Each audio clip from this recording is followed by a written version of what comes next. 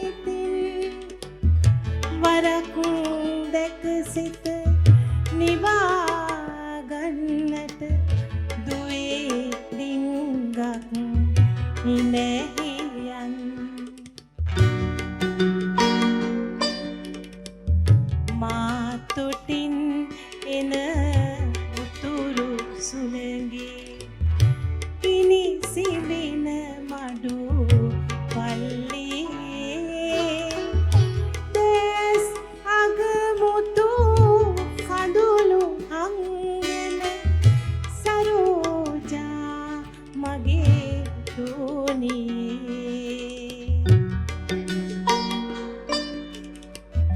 විඩි හඬට පොඩි අකුරු ඇදවේ මක් කරන්නද ඇංචියේ ගුරුතුමි මා සිසුවියයි ඔබ ඒත් අපි එක පන්තියේ සරෝජා මගේ දුනියේ